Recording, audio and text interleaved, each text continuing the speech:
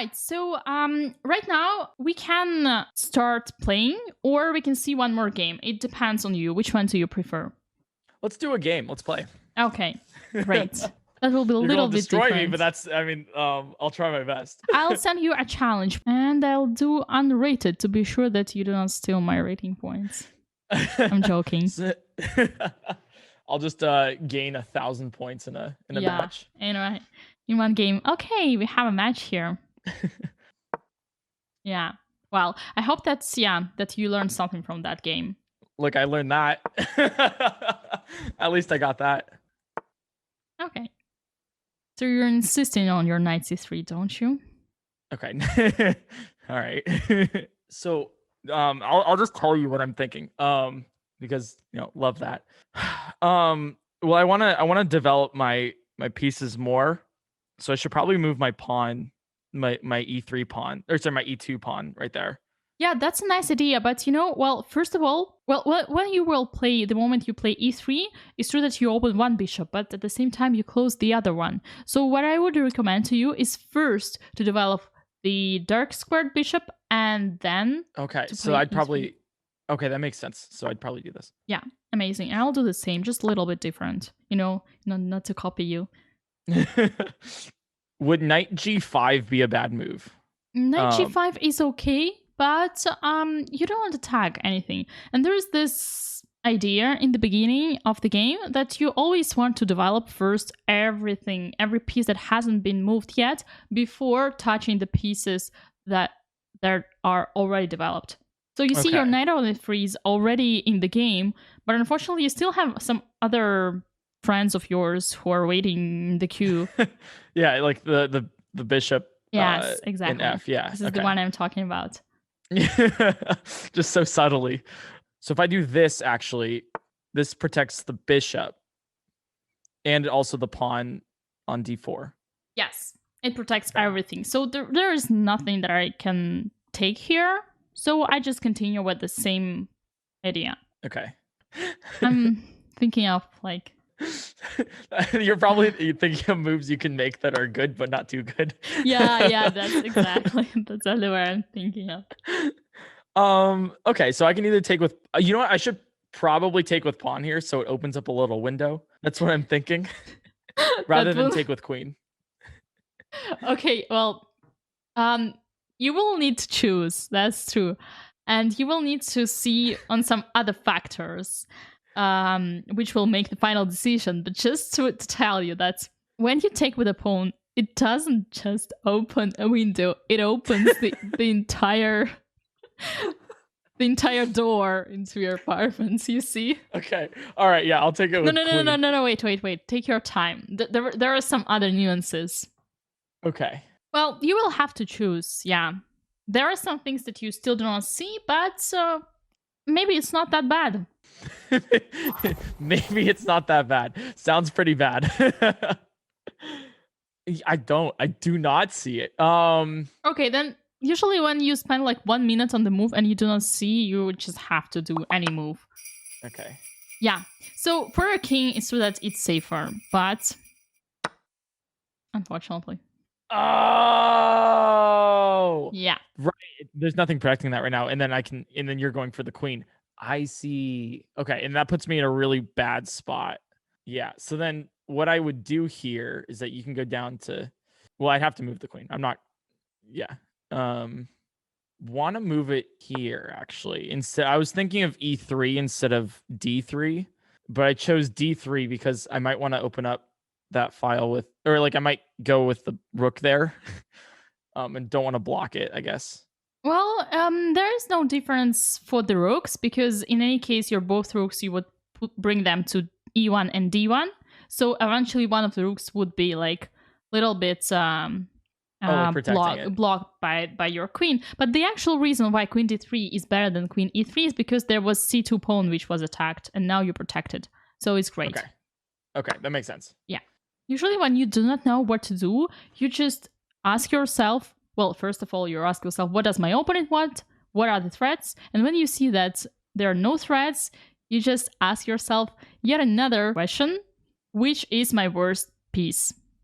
and then you improve it. Which is the rook right now. It's rook a1. Yeah. It's the a1 rook right now. It's doing nothing. I would probably want to do here Yeah. d1. That's nice. That's very nice. And you put your rook on the potential open file. Well, for now it's semi-open, but semi-open is always better than a closed one. Gotcha. So this knight back here at c3 is doing all of nothing. It's really not doing much. Yes, that's true. Oh god, what do I do here? Well, you just follow the same principle.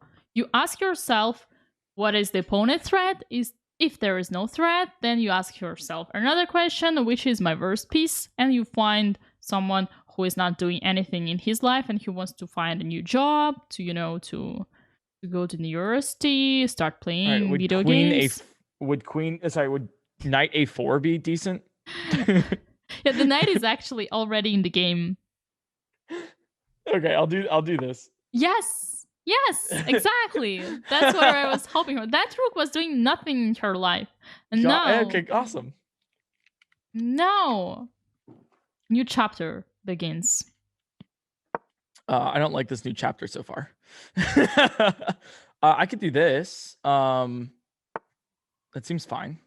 Okay. Because you can't take queen there. Your pawns are definitely being developed. That is a thing that's happening. Yikes. Okay. Remember what I told you? Central pawns always move forward first. You're right. I know my time is kind of going down. That's what I wanted to say. So we better stop talking. Ooh. That was a bad move, I think. I'm not too sure. But you can kind of see what I'm doing with the knight there. Ooh, yeah. Okay. Oh, wait. Oh, no. Yeah. Oh, my God. It's over. I'm so sorry. So I think a really good question I think I should ask now is when do you think it's appropriate to resign? Yeah, that's a very nice question. And I should say, as long as you're playing versus Snopes, never. Oh, there you go. I don't know if you have time, but would you actually like another match? Yeah, sure. We can do another match, and I can actually make you suffer a little longer in the next game. Perfect. Okay, sounds amazing. No, chess is fun. I'm glad I got into it.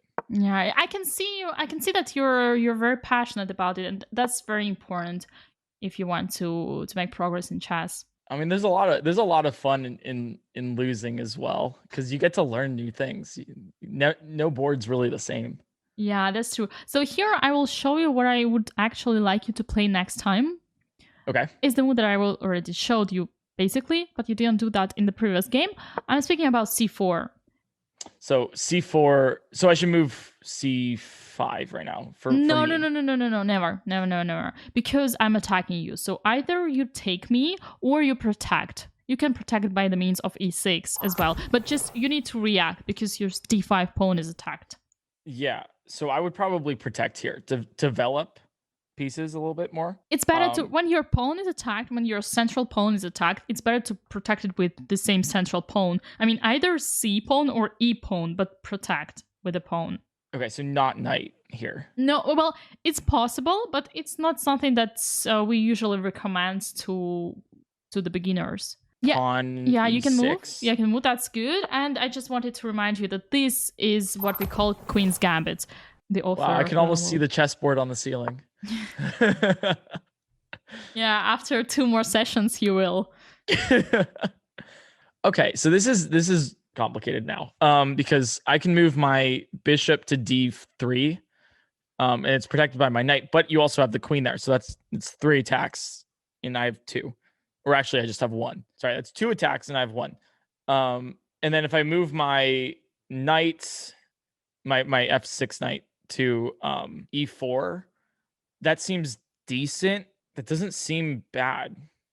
That's actually a good move. Yeah, but if you want to if you really want to improve, you better stick to the plan by asking yourself which is my worst piece, which piece doesn't work. It's probably my rook on f8 currently, right? Yeah, it's simply the same story. Okay. Yeah, exactly. Now I'd better castle in order to avoid all your tricks. My pawns also aren't in a good spot. There's like no pawn development happening. Well, you do have this d5 pawn, and it's nice. It's in the center. But you can also help. Yeah, you can also send some help by the c pawn, for sure. Okay. And yeah, now it's my turn. And once again, you see, I have this principle that wherever I have an opponent's piece in my camp, it means some danger there. So I want to kick it out.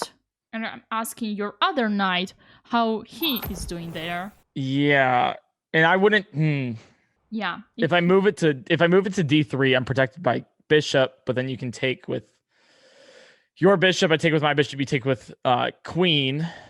That's bad. Yeah, exactly. I don't want to move this back, but I think I might have to. Yeah, you have to. You have to move it back. Yeah. I'd move it inwards here because moving it towards the not center seems bad. Okay. Would it be so bad to move my bishop, not take yours, but move it to E4? Because then you take with your bishop or knight, and then I take with my knight, you take with either bishop or knight, and then I move up my rook. That is actually a grandmaster move. Yay. Nice, pretty nice. And not only it's a good move, but also it puts a trap. Because right now, I cannot take with my knight your bishop anymore, because then you would take it with your pawn, and you would do the one and only a fork. Yeah, you would attack the bishop and the knight at the same time. So yeah, I will probably take it with my bishop then. Yeah, and then I would take it with my knight because rook's worth more than knight here. Okay. Let us trade this one. Yeah, and then bring up with my. How about I ask the rook how she's doing? You see, I carry a lot about your pieces. Yeah, I think you care about my pieces more than I care about my pieces. So you should probably learn from that a little bit. Is there anything I can do with my? Oh, okay. I can't do much except I can move up my pawn to c6 just to attack the queen one more time. Like actually attack the queen. I'm looking at my pawns now. That's the thing. Yeah, you're right. You're absolutely right. I think that's the think right. I do that, that's the correct direction. Yeah, amazing. And finally, on the move 22, you decided to move this central pawn. Oh no! No, you shouldn't laugh. You shouldn't laugh. It's great. It is great. It just shows you how important that is to move the central pawns. You didn't even. I didn't explain you that much. I just told you central pawns, blah blah blah, and that's it. Yeah, that makes, and that just puts me in a really advantageous position. I see it now. Exactly. It's so helpful. You found on your own the importance of having your central pawns moved. Yeah. Yes. Yeah, I see it.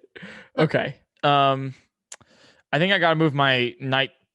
Do I have to move my knight back? I do. Because you're gonna take with pawn. Yeah, you do because it's attacked. Yeah. Yeah. So I'll just move it back. Okay. You take me. Well, I take you. Oh, shoot. Check? No, this is check. This is not checkmate. Close, though. That's a check. That's a check. Yeah, I didn't realize you can go to H2. You just put me on the check for the first time. Woo! Isn't that amazing? Yay! Okay. And now you see the importance of the window. You remember that? I do see that because that would have backranked you. Yeah, absolutely. If it wasn't for that H3, then we'd be at the mate, of the bank rank. Yeah, okay. Yeah, gotcha. And the nice thing about the check is that it kind of gives me a free move. Yeah, absolutely. It is called a tempo in chess. You win a tempo. A tempo? Yeah, a tempo. You win a tempo because you make a move and you force your opponent to do something that you want him to do, and then you can play once again, you see? I know I just checked you, but I'm still in a losing position right now because I can't really move my rook without you just checkmating me. Yeah, you see, you also Um, need to be careful. So if you're really worried about your king, I would recommend you to do the same thing as I did, to do a window. Just not the door, right? Just open a um, window. yeah, I'll move it up there, so then even if you do take that pawn, I can still take it back, so it's still protected. Yeah, that's true. Right. Okay, let me speed up. I'll take a pawn. I'll move it back. Yeah, I'll play safe. Okay. You're trying to bring your knight closer to your king so that it could protect it. That's what I'm thinking. Yeah. Yeah, that's a very nice plan. Unfortunately, I think I have something really unpleasant for you. I don't like the sound of that. Boom. That's very unpleasant. I do not like that. That really sucks. Dang. Oh shoot. All right, I'm gonna move it out. So if I move it in, I can still go away. I'm doing a psychological attack here. I'll do that. Hmm. Oh, but that's bad because you can just take the rook and then it's checkmate. Oh no, rip. I saw it after I moved. Well, since you asked, Did I not foreshadow this earlier too? let's just say you asked me to do that.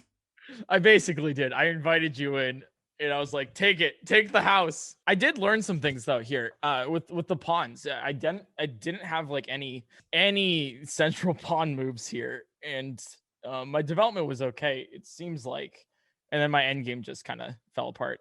Yeah, it was actually a way better game than the previous one.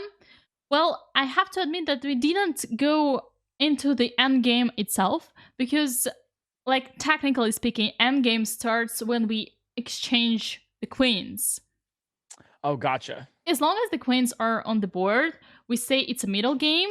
But yeah, if you want to say like the last part of the game was, yeah, you can say that, yeah, for sure. Dang. All right. Well, that was pretty fun. That was pretty good too. I'm kind of excited to take what I've learned and kind of wreck some people at the 500 range until I can go up a little. Yeah, I highly recommend you to have some practice, to go on, play some games. Yeah, 10 minutes is perfect at the same time control. Just do not play too fast in the beginning. Just get yourself some time, 5 or 10 minutes. Yeah, and go get some practice. I'm pretty sure that now you'll be even more inspired and you will gain a lot of points. I see a lot of potential, I have to admit, because you're motivated and I can see the passion for chess, and that's really great. Thank you. It's a fun game. I always love like logic puzzles and everything. It's always been kind of my thing. So, yeah. I mean, thanks for coming out. Thanks for teaching me. It's not every day you get taught by a chess grandmaster. And you're very nice about it too. So I appreciate that a lot.